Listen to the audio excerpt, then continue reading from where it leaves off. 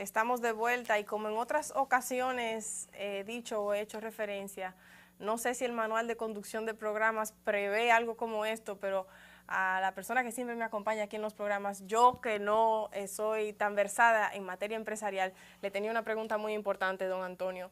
Cuando abogaba usted por la inclusión del tema de las pequeñas, micro y medianas empresas en el Consejo Nacional de Competitividad, ¿lo hacía porque entiende que las grandes empresas pueden ser impulsadas, como grandes empresas como la suya y como los integrantes de su asociación, producto de esa integración, o lo hacía porque entendía que podía beneficiar a esas micro y pequeñas empresas esa inclusión en ese consejo? Es decir, ¿cuáles serían los resultados directos por los que usted quiso velar abogando por esos resultados? Bueno, lo que pasa es que esta es una economía de mercado. Entonces, en una economía de mercado, cuando existe, como es el caso, una concentración tan alta de los mercados, inclusive muchos oligopolios, muchos monopolios que están prohibidos por la Constitución.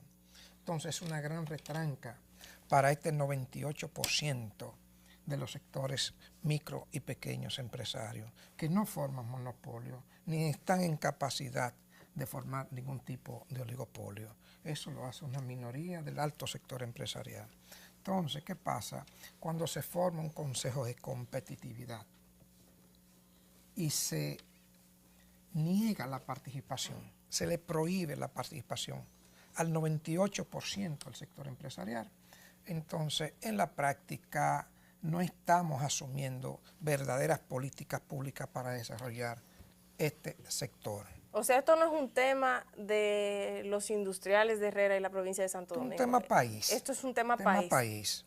Esto es un tema país. Es por la economía nacional. Lo Claro. que podemos lograr colocando a las pequeñas empresas y medianas y microempresas en ese consejo es una participación pro país, no una participación pro grande empresariado. Pero es que eso yo creo que es una perfecta ilustración de la ceguera que parece haber en ciertos grupos. Fin de cuentas, mira, si yo soy empresario, a mí lo que me interesa es que dentro de 5, 10, 15, 20 años el ambiente siga siendo propicio para mi empresa. Y para el crecimiento de tu empresa. Y para el crecimiento de mi empresa. Entonces, la mejor manera hoy en día en este mundo tan competitivo, yo necesito, aún siendo una gran empresa, poder desarrollar, ¿por qué no?, pequeñas empresas que van a ser mis excelentes proveedores. Eso le conviene. Encadenamiento productivo entre la grande, pequeña y micro. Esos encadenamientos productivos. Cuando una empresa de zona franca en sus empaques utiliza unas etiquetas que se han podido producir fuera de las zonas francas, ahí el país avanza. Entonces, no solamente la pequeña empresa, porque obviamente tiene un excelente cliente, que es la empresa de zona franca, pero la misma empresa de zona franca también gana. Ahí gana todo el mundo. Gana el país, gana la empresa grande y gana la empresa pequeña. Y gana, en fin de cuentas, el ciudadano, porque hay otra realidad.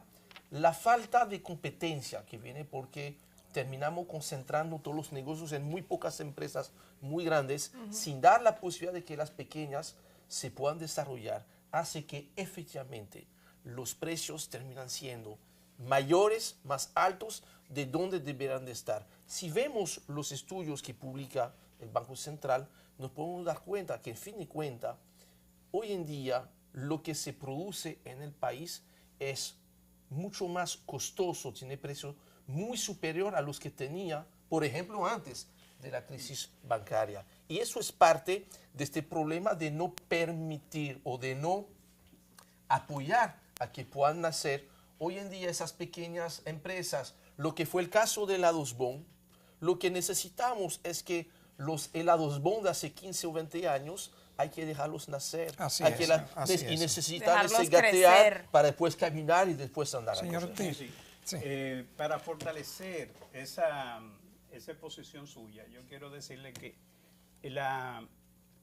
MIPYMES estamos muy preocupados porque se desconocen flagrantemente algunas leyes. Por ejemplo, La ley 01-06 que crea el Consejo Nacional de Competitividad manda tácitamente a que esté representado el sector. Lo que decía usted en aquella denuncia. Claro. Sin embargo, en este momento no está representado. Yo tengo entendido que se hizo una reclamación y que ese olvido se va a resolver.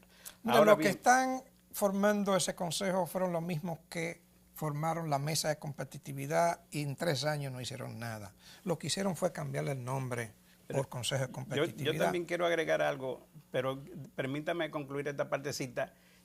También la ley 488-08, ¿verdad? Que también es violentada cuando se hacen cálculos de salariales sin considerar la clasificación empresarial. Entonces, todos esos desconocimientos nos ponen a nosotros mosca, porque nos dicen, ojo, hay un problema que se está avecinando. Entonces, tenemos que proteger esa seguridad micro, jurídica pequeña porque no se cumplen las leyes. y mediana empresa, hay que protegerla. Un país que la micro, pequeña y mediana empresa no esté funcionando bien, el país anda mal. Así es. Señor Báez, me señalaba anteriormente acerca de la importancia, señalaba uno de los panelistas acerca de la importancia en términos tributarios de la micro, pequeña y mediana empresa. Hablábamos de la necesidad de un trato diferenciado que mencionaba don Antonio en materia impositiva. Es decir, una propuesta de nuestra asociación. Claro, una propuesta de que el que empiece pueda tener alguna consideración por parte del fisco para que pueda avanzar y generar riquezas. ¿Es que el Estado, tratando a todos por igual en términos empresariales, a los grandes, a los pequeños y a los medianos, comete una injusticia aún en ese trato igualitario? ¿Es que para que sea justo el trato, ese trato tiene que ser diferenciado por parte del gobierno? No, mira, lo primero es que el trato diferenciado está en la ley 488-08. Esa es la ley que dice muchas cosas que tienen que suceder con las micro, pequeñas y medianas empresas y no suceden y no se hacen. Entonces, con el tiempo van sucediendo cosas, como él indica, que es, por ejemplo, el Consejo Nacional, el Comité Nacional de Salario, el Comité Nacional de Salario ignora la clasificación de la MIPYME, sube el salario mínimo menor de una forma que casi ninguna empresa puede llegar. ¿Y qué está pasando? Fomentando la informalidad, porque hay una serie de consecuencias. Si yo no puedo pagar, yo entonces dejo a mi empleado afuera, y como se queda afuera porque no puedo pagar, ese empleado no tiene seguridad social. Pero si tú me pones el salario mínimo menor en mi categoría de microempresa, yo puedo llegar a los 9,000 pesos de salario mínimo, y ya ese empleado yo lo puedo emplear, lo puedo formalizar, le puedo darle su seguro familiar de salud, que vale más que 9,000 pesos. O sea, yo le estoy duplicando el salario al empleado que yo lo meto en la seguridad, en el seguro familiar de salud. Con respecto a lo de competitividad, nosotros tenemos una posición que la circulamos dentro del sector, y es que el decreto 370-15 que crea la mesa de las micro, pequeñas y medianas empresas designa o reafirma el liderazgo del sector en el Ministerio de Industria, Comercio y MIPYMES. Ese decreto no fue derogado. No, ese decreto está vigente. Inclusive, el director ejecutivo del Consejo Nacional de Competitividad tiene una silla en esa mesa.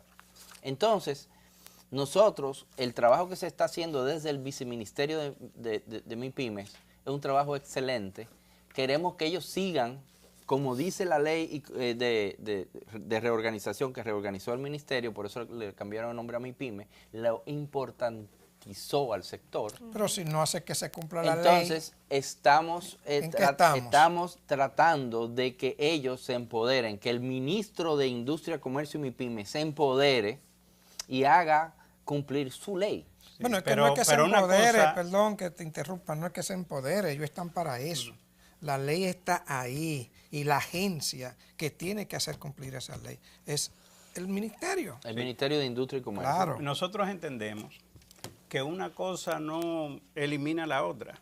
O sea, nosotros en el Ministerio de Industria, Comercio y MIPYME lo vemos fabuloso esos reglamentos y esas mesas.